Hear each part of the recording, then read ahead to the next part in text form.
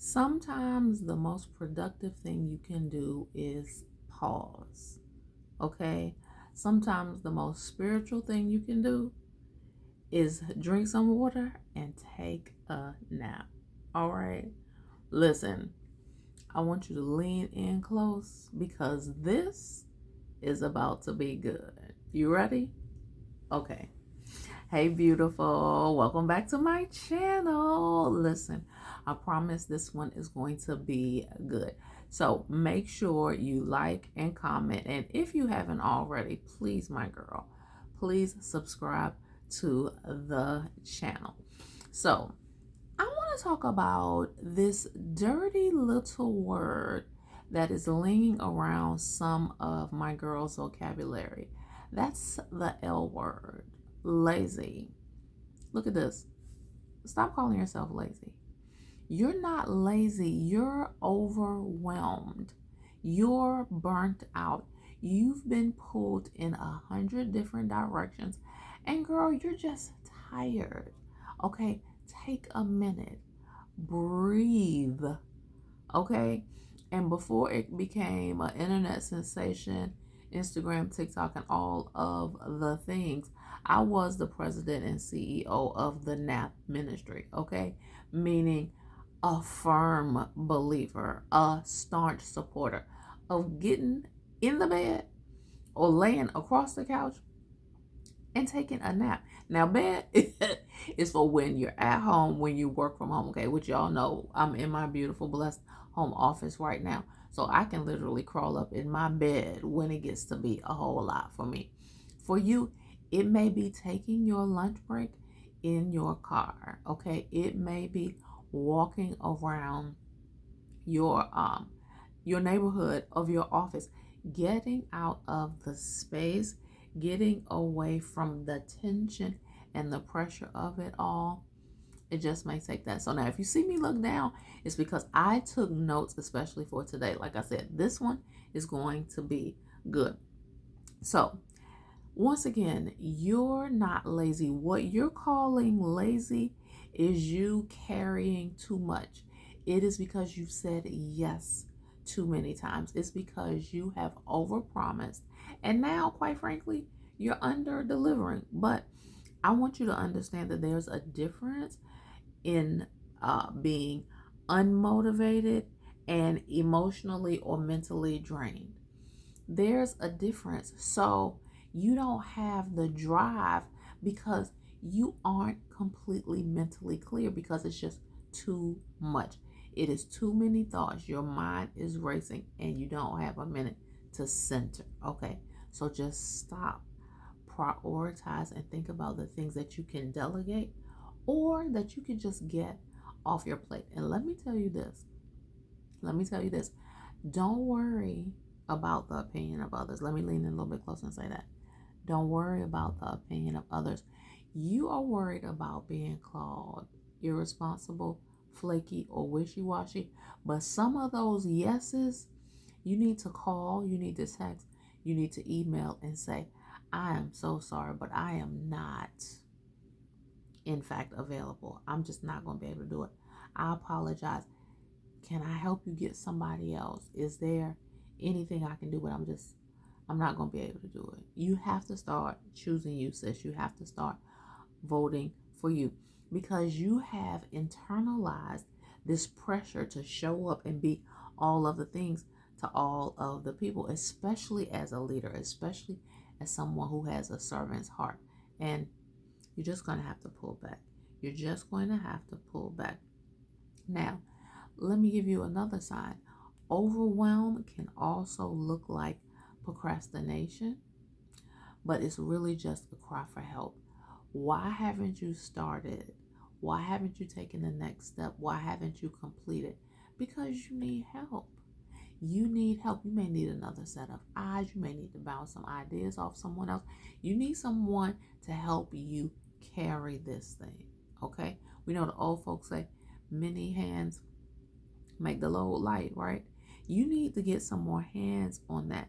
So don't allow yourself to stay. You might be here already, but don't allow yourself to stay in this place where you are overwhelmed. You may be experiencing decision fatigue because you have to this and this and this, and all of the things have to be checked off the list, and the laundry and the kids and the lunch and the meal prep and the field trip and the permission slip and the PTA and what's husband have going on, what all of this. And so it's just too much. So I need you to understand, this is not a character flaw.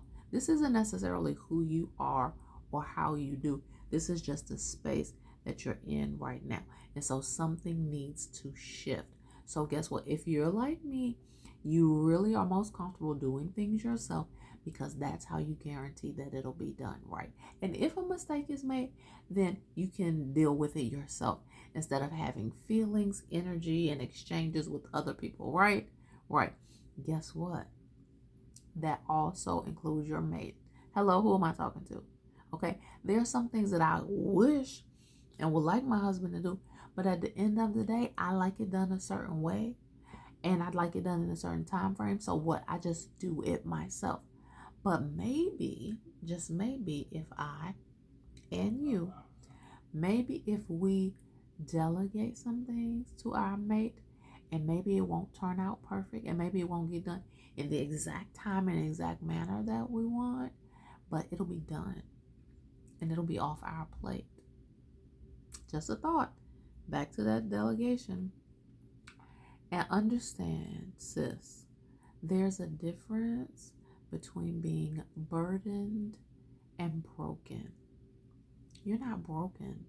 You just have a burden that you've been carrying. And I'm praying that some of what I'm saying is going to help you position yourself to lighten that load. Okay? Okay. And before I get into you getting a good old reset going on, I just want to say that you can't keep ignoring the signs. You can't keep ignoring the signs. So if anything that I've said in this video sounds like you, then this is your sign to pause and to reorganize some things, to reprioritize some things, to stand up in your big girl pants and say no. No. Sometimes you may have to say no to yourself. No, I don't have to do it. No, I don't have to be in charge. And no, I'm not gonna go. I'm just not. Okay. So, you ready? Here is your 3-step reset plan. Grace, oh my goodness, space, and pace. Say it with me. Grace, space, and pace. Yes, that feels good. So number 1, give yourself grace. Start by not shaming yourself for needing a break.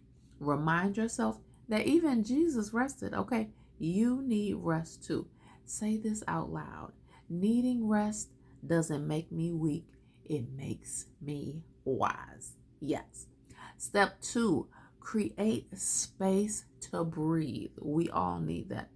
Declutter your mind and your calendar. Pick one thing today. Pick one thing to pause or cancel. If it's not urgent, I want you to pick at least one thing that you can pause or cancel. All right? And then I want you to take a minute and physically write down what is stealing your peace so that you can reclaim it. If it's the PTA, I want you to write that down. And I want you to make a decision about the PTA.